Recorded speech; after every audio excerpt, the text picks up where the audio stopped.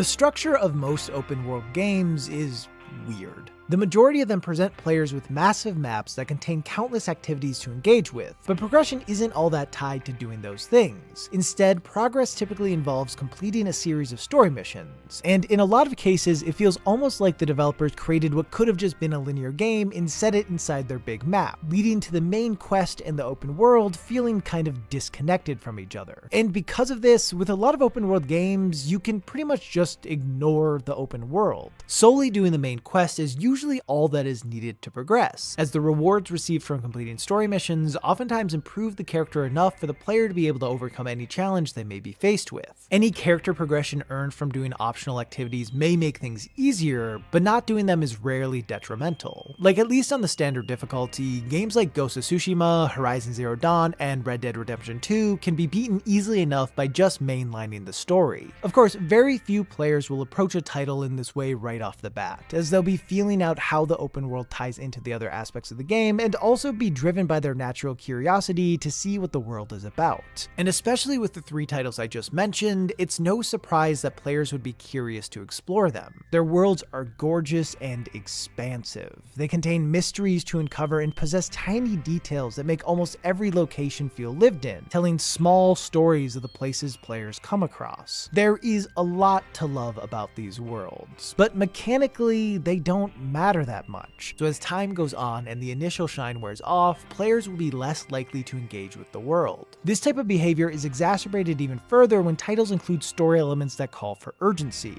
If the main motivation for a character is to find their child or rescue someone important to them, doing anything that doesn't work towards that goal feels weird. This sense of urgency is almost always artificial, as players can take as long as they want without it impacting anything, but this kind of disconnect has always been hard for me to get past. For instance, The Witcher 3 opens with a section primarily meant to establish the bond between Geralt and his adopted daughter Ciri. Although this segment is a dream, so the events of it technically never happened, it gives a good sense of what daily life would have been like for the pair back when they lived in Kaer Morhen, and it gets the player to care about Ciri pretty much immediately. The dream ends with her being attacked by the Wild Hunt, and as Geralt reflects on it afterwards, he states that the only time Ciri appears in his dreams is when she's in danger. Then a little while later, Geralt is explicitly told that Ciri is in trouble because she's being pursued by the Wild Hunt. This setup got me invested in wanting to help Ciri above all else, and while I didn't ignore every single optional activity I came across, I was far less likely to engage with them because they didn't contribute to my goal of finding Ciri. Now, for plenty of people, this probably isn't a problem. It just depends on where one draws motivation from. For those who are intrinsically motivated, exploring for the sake of exploring will be enough reason to engage deeply with the various aspects of a game's world.